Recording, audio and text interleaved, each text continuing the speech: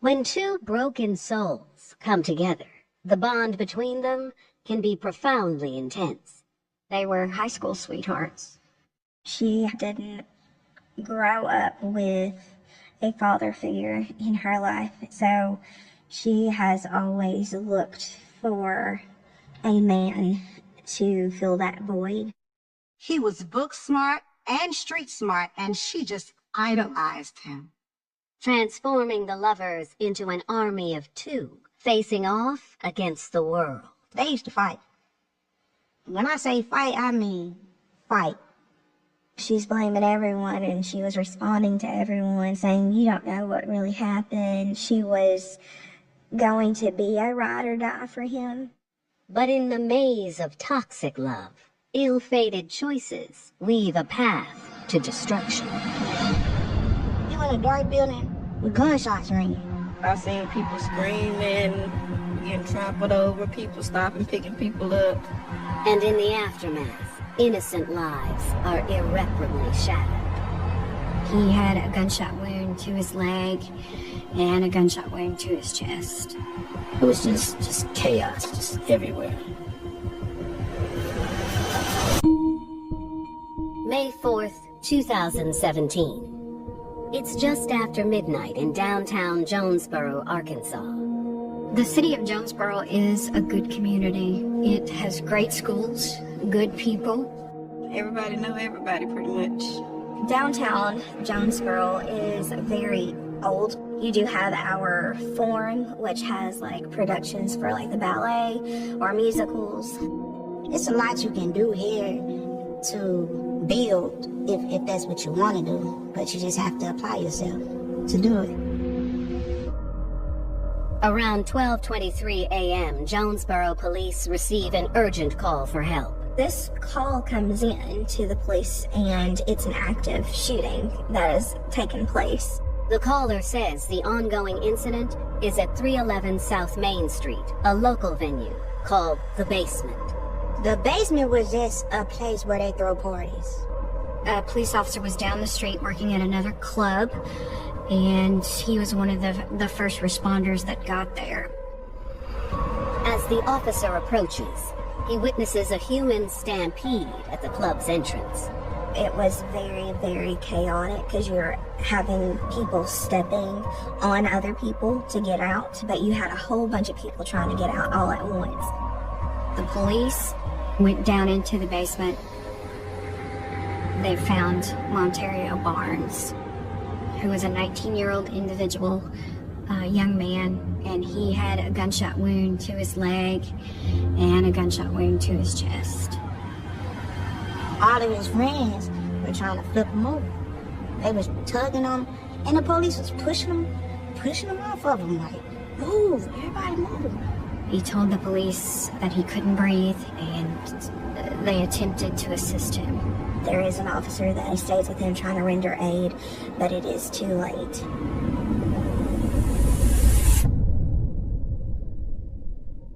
Montario Barnes died at the scene.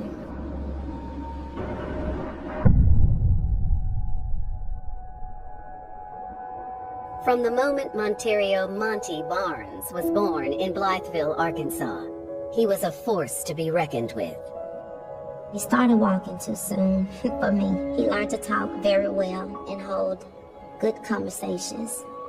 Montario gravitated toward older people. We used to always say he'd been here before. He was like a little old man, like he a pandemic child before the pandemic. A spike in local crime prompted his family to move. We decided Jonesboro because I was raising a son. They came here to bring their kids here, to go to the schools. While growing up in Jonesboro, Montario adopted his family's old-school values. I tried to teach them things as far as respect. Just wanted him to grow up and to learn that life will give you what you put into it. Monty's strongest bond was with his sister, who he considered his best friend. Most siblings, like your mom tells you to take your brother with you, and, you know, they would grumble about that. She didn't. She liked having Montario around. Yeah, that was my boy, my right-hand man. Montario Barnes was the light of the room. He loved his family, he loved his friends, Despite his youth, Monterio embraced the present and kept his focus on future opportunities. He was just so curious about a lot of things in life. He wasn't really afraid to do a lot of things. No one would have guessed that future would become out of reach forever. Monterio Barnes is the first casualty Jonesboro, Arkansas police encounter at the Basement nightclub. The police are trying to figure out if they can find the shooter, for one, and clear the establishment before they can start doing the rendering aid of all those that had been shot. Everybody stepping over each other. People getting walked on, stepped on. You're having to triage, basically, when it comes to rendering aid, who needs help more, those that have gotten stepped on or those who had gotten shot. You can't see nothing. You in a dark building with gunshots ringing. Unraveling the mystery of who killed Monterio Barnes and why will push police and the community they serve to the limit. A shooting in a Jonesboro, Arkansas club left chaos in its wake and 19-year-old Monterio Barnes dead. He choked on his blood on his back. That's how he passed. First responders are now trying to make sense of the frantic scene. They were trying to make sure that, for one, that the shooter is gone, that they aren't going to get shot. I don't think they had enough police officers there quick enough to work the number of victims that they had. But that soon changed. With so many people, like panic attacks, it was people that was having seizures, it was people that couldn't breathe, everybody on the phone with their mama. They trying to tell their mama where they at, what happened. It was chaotic. I never seen nothing like it in my life.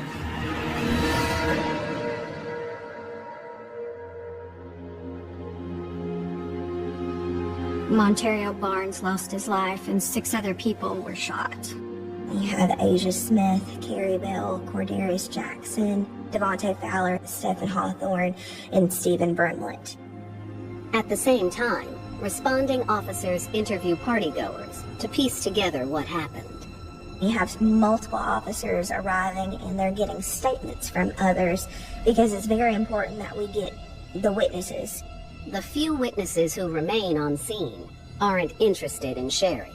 You're having police starting to do interviews with people, but they are finding that it is harder than they thought because a lot of people are not wanting to talk. I think they were afraid of what could happen to them if they talked to the police. As they speak to bystanders, officers try to determine the exact details of the event hosted at the basement. It was supposed to be a party and an event that was taking place by the CM Boys Cash Money, and they were hosting just for local artists. This was like an annual thing that they had. They were charging an admission and they had a number of local rappers there who were coming in to just, entertain, and folks were just showing up to listen to the music. Detectives arrive on the scene and begin collecting evidence. When investigators arrived to the scene, they found bullet holes, blood, cartridges, indicating that this was a chaotic and terrible scene. Someone who was completely disregarding any human life that was in that room. He just seemed to be shooting, didn't seem to be aiming at one particular person. Forensic evidence also reveals an important clue. There were 2 guns being fired in the basement, but the question was, who had the guns? Witnesses remain tight-lipped. As many people as there were in that establishment, we did not have a lot of people that wanted to talk. I think it was a combination of things, just general distrust in the police and also just a general fear that was extremely frustrating and difficult, made the investigation very difficult. In a situation like the basement shooting, law enforcement knows that there's one group of witnesses that may be convinced to cooperate.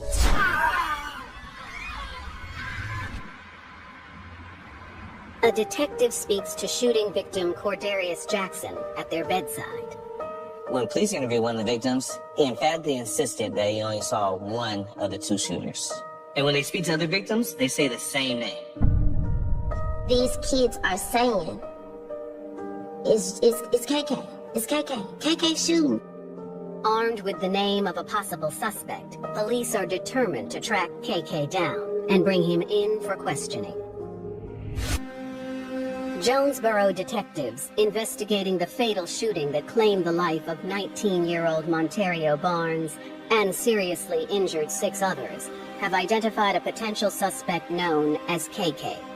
After speaking with victims at the scene, they're hearing the same name, KK. Investigators recognize KK as 20-year-old Calius Lane. Calius Lane was no stranger to police. He had prior arrests for battery, driving under the influence, criminal trespassing, theft, drug possession, and parole violations. And KK is also known to be associated with a local group involved in illegal activities. Calius Lane, Chauncey Thomas, Deja Giles. So it's what we would call a group, but they did participate in criminal activity. For example, they were robbing drug dealers. I mean, the perfect person to rob, because that person doesn't want to get involved with the police. But a number of times, these individuals were winding up shot or deceased. Police are questioning if the melee at the basement is tied to organized criminal activity, but witnesses remain silent about any affiliations, except for one. The one thing everyone interviewed agreed on was that Montario Barnes had no drug connections. As word spread about Montario's death, tributes from friends poured in, while various accounts of the incident circulated online. There was a lot of chatter about the basement on social media, particularly Facebook. You know, making posts about this, making a post about that, because my daughter and my son, they were very well known. Montario's friends was posting and commenting on what went on that night, but they weren't the only ones. Detectives monitoring social media for leads noticed one vocal individual from the group closely tied to the suspects, Deja Giles. There are Facebook messages that are made about the shooting, and Deja is also making comments back to people on Facebook. So there is a conversation that is going on, and Calius's name is getting pulled up. Then Deja posed, "Oh yeah, I brought a gun in through my crop top, under my crop top." That post stood out to police right away and put Deja on their radar. And in fact, it gave them another lead. They actually told on themselves because they couldn't stay off social media. At the same time, an incriminating video of Deja begins to circulate online. There was a post that was made by a mutual friend and happened to catch Deja dancing with the firearm. She does take it down, but of course it's on Snapchat and somebody screenshotted it and it was still out there. Then, another video reaches the police through an anonymous tip, directly linking the shooting to their suspect, Calius Lane. There were people just videoing themselves or videoing who's all in the establishment, and it happened to catch the actual shooting. And as it's slowed down, you can clearly see that it is Calius Lane that did shoot. The detectives took the video and slowed it down to get still shots from the video. From there, they see Calius Lane wearing white pants and no shirt, firing a handgun. He was completely disregarding any human life that was in that room. He just seemed to be shooting, didn't seem to be aiming at one particular person. It is a nightclub, and I will say it was dark, but when you're having also strobe lights and white pants, you're going to be recognized. Armed with the video evidence, police move to arrest Calius Lane and Deja Giles, but they are nowhere to be found. Police released their names to the public and offered a reward for any information about their whereabouts, instructing people to call the Jonesboro Police or Crime Stoppers. It was more difficult to find KK and Deja because they had fled the state of Arkansas. Detectives turn their attention to other associates captured in the video. We identified the individuals who were in that video, and we began to confront people one at a time. Investigators track down a known associate of the suspects, Chauncey Jigga Thomas, and his girlfriend, Natalie Johnson, and bring them in for questioning, placing them in adjacent interview rooms. The initial picture that was painted of this shooting was that both KK and Jigga, which is Chauncey Thomas, were involved. We know that there were 2 guns being fired in the basement. So there was a lot of evidence and a lot of unanswered questions about who was shooting other than KK. She's saying to the police, you already know, because you have video of it. I'm trying to clear my baby daddy. He didn't do anything. But without trying to say it was Kalius. No one in the inner circle actually wants to say that it is Kalius. Detectives focus on Chauncey, but after 5 hours of questioning, they come up empty.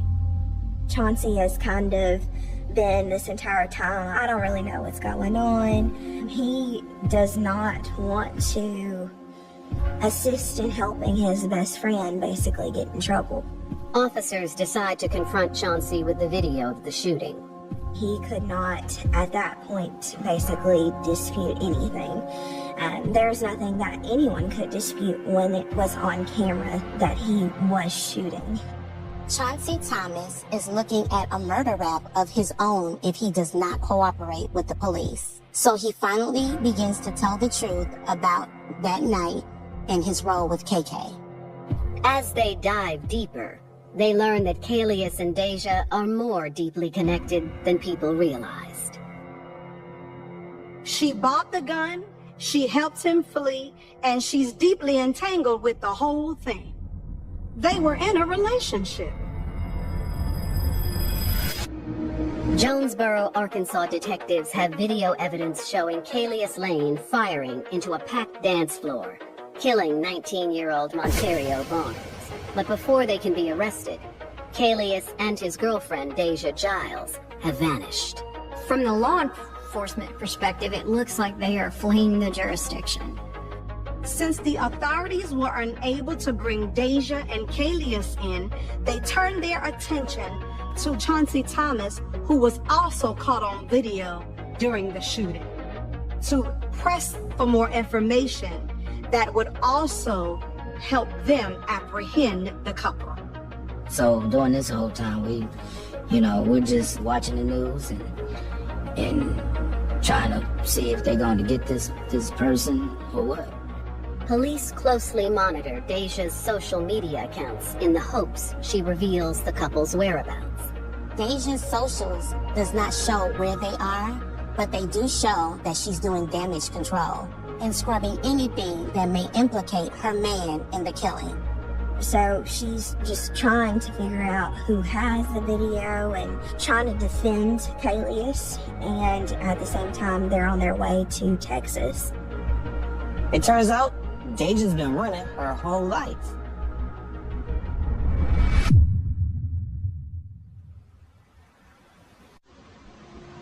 Deja Giles was born to a single-family home where the streets seemed more attractive than the home. Deja's father was in and out of prison. Deja been out on her own since she was maybe 15, 16. Deja didn't grow up with a father figure in her life, and so she has always looked for a man to fill that void, and she found that with Kalius. Actually, Kalius is very smart. Like, he had the highest score on his SAT for his graduating year. He was smart, but he was street, too. As their relationship deepened, so did Kalius's need for control. The control seems to start small and mentally. He may want you to dress a certain way, then speak a certain way. Since he's the dominant one, He'll want you to be submissive without arguing. And the control goes from mental to physical. Not that Deja didn't push back. She's been through enough to know she needed to assert herself any chance she got. They used to fight. When I say fight, I mean fight. But after Deja gave birth to their son, that all changed. Deja was known for fighting, but after she had her kids, she let all of that go. Kaylee has also had another baby mom and another child. I don't think they ever broke up during this entire time that they were together. I think that when she had her child, she finally had a family that she could call her own that would not ever leave her. I think that she's created sort of a narrative in her head that, you know, we can be this, you know, picture perfect family.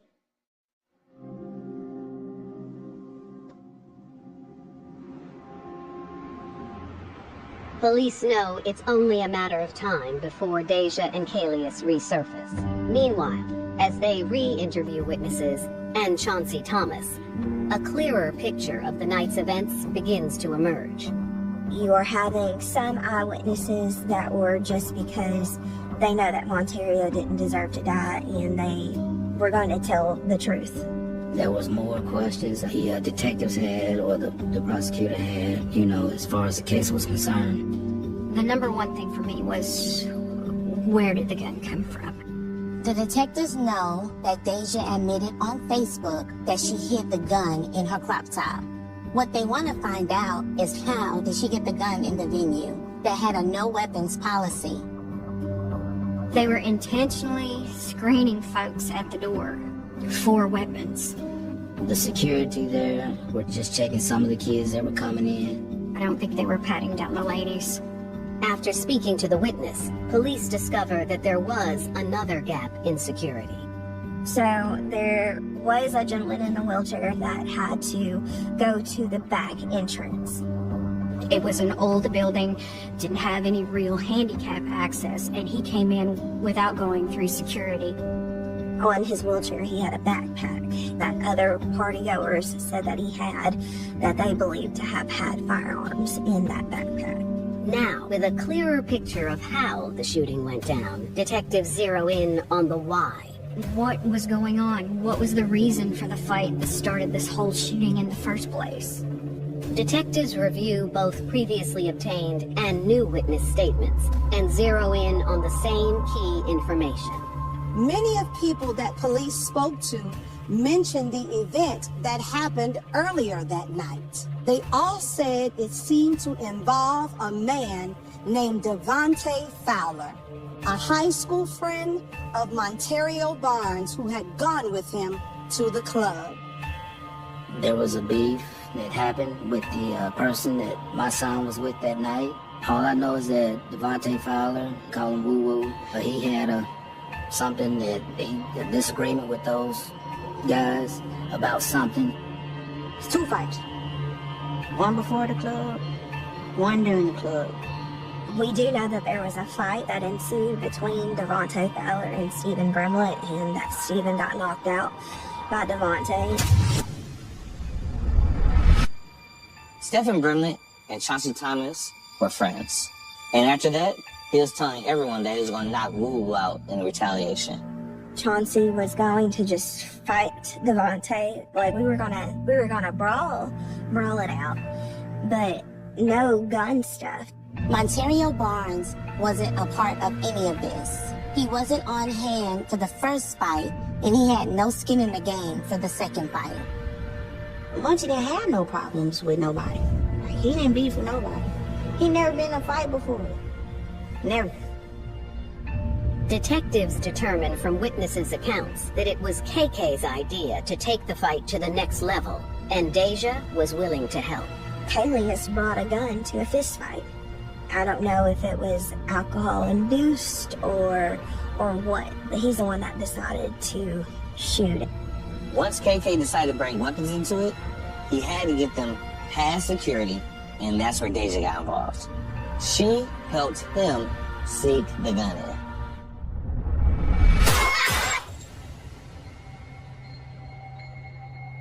With a mountain of evidence in hand, police intensify their search for Calius Lane and Deja Giles. There was a warrant for Calius Lane's arrest for murder and for battery at the basement. His name is going up on all the news outlets. We need to find Calius Lane. Authorities would soon get the break they'd been waiting for. An anonymous tipster called Crime Stoppers and reported that Deja and Calius were on their way to Texas. This couple was like Bonnie and Clyde. They were on the run, but their time was running out.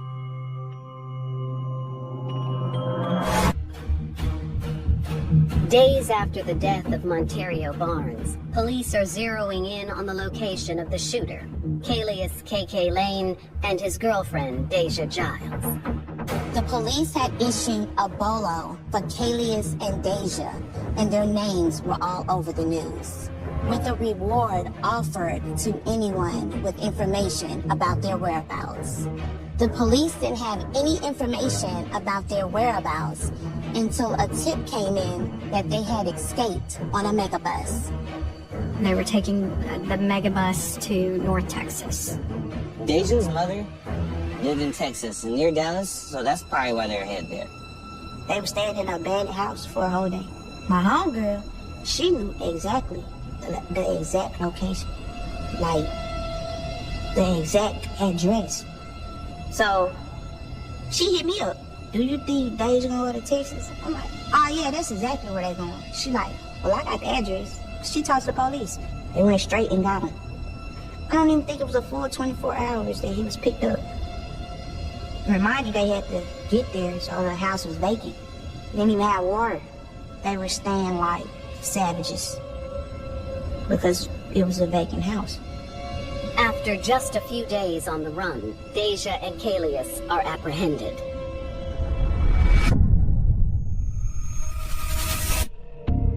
Once in custody, Calius refuses to speak to detectives. He invoked his right to counsel and no statement was given.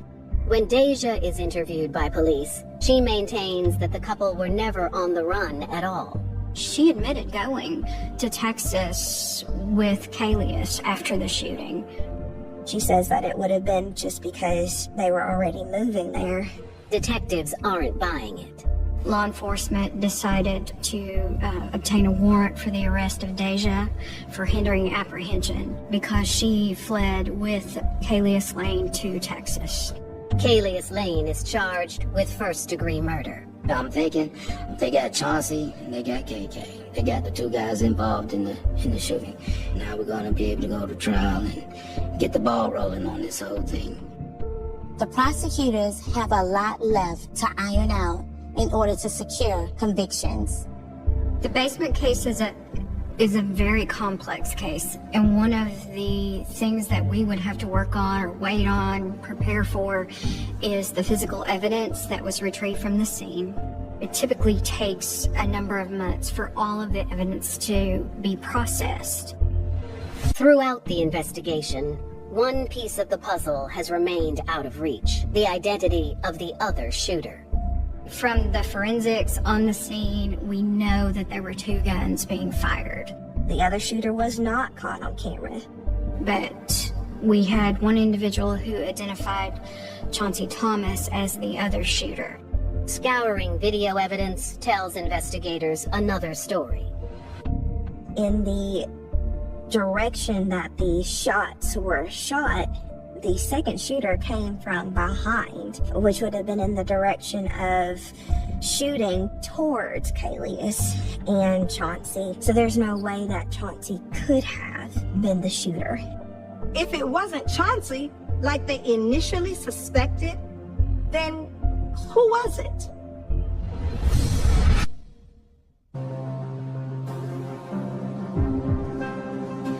After many, many months and interviewing many, many witnesses, we had a witness come to us and say that the security guard was the shooter.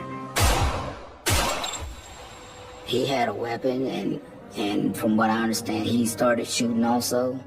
I don't know. I can't get in Malik's head to tell you why he chose to do that, but it put him in a position of, I'm going to fire my firearm because someone is shooting in the direction that I am in.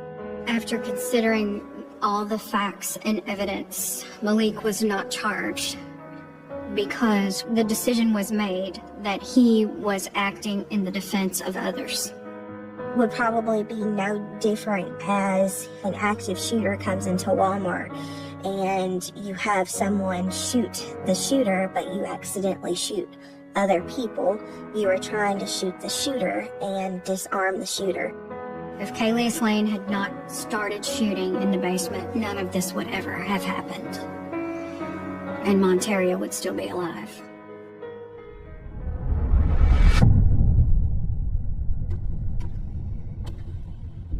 Now, the key to holding Kalius Lane and Deja Giles accountable for her part in the killing lies with those closely associated with them. Chauncey Jigga Thomas was set to be the star witness.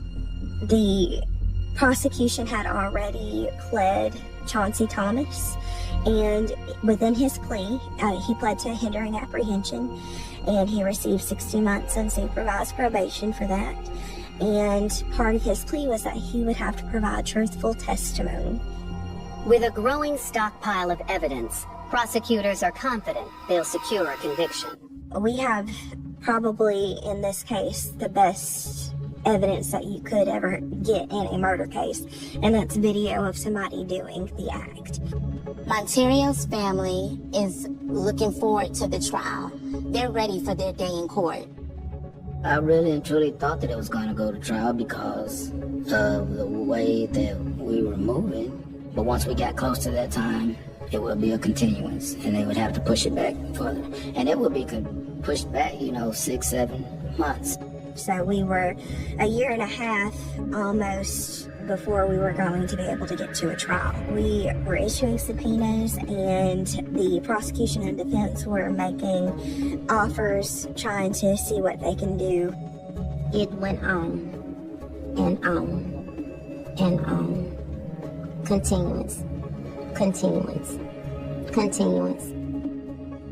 Detectives are unable to recover the gun Kalius used.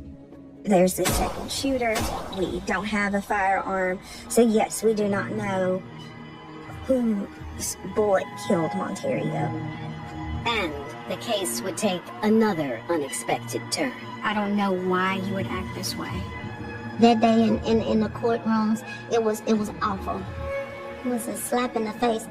The courtroom was locked down, and the police had to come to the building, and it was terrifying. The city of Jonesboro is a good community. We have strong support in the law enforcement community. We have a police chief who believes in community policing. He wants to bring people in from the community to better understand what law enforcement's role is. And things like the basement don't happen every day, or they're exception. They're not the rule. Still, you can walk down Main Street and you can enjoy it and not worry about being shot or being mugged or anything of that nature. Jonesboro's just a good little community.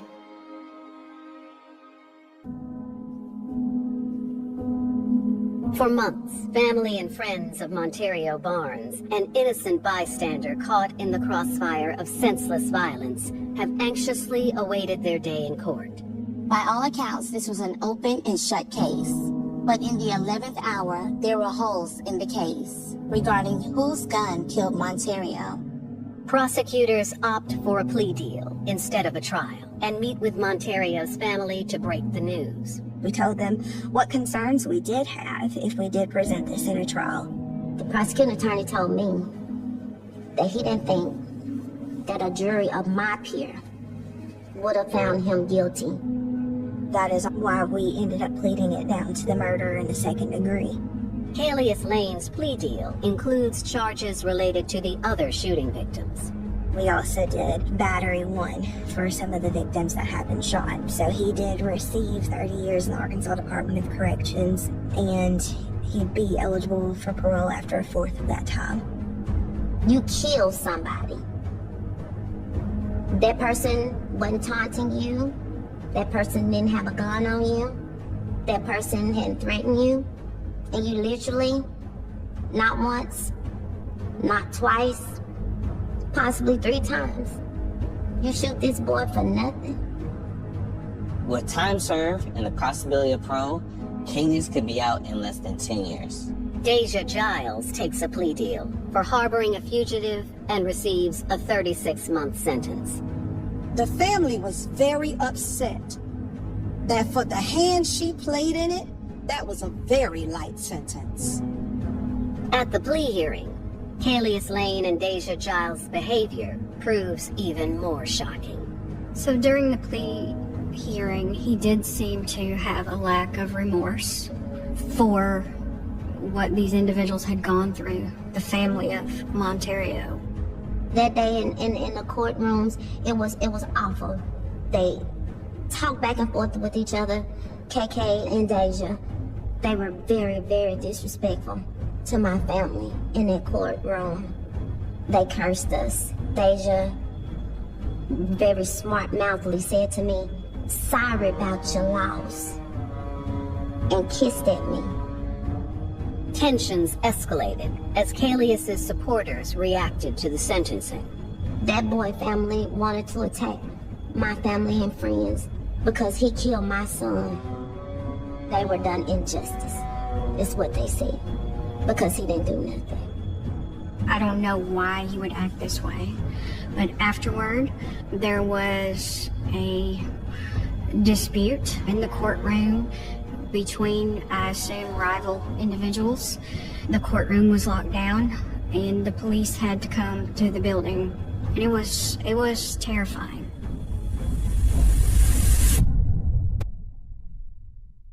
We didn't pull the trigger.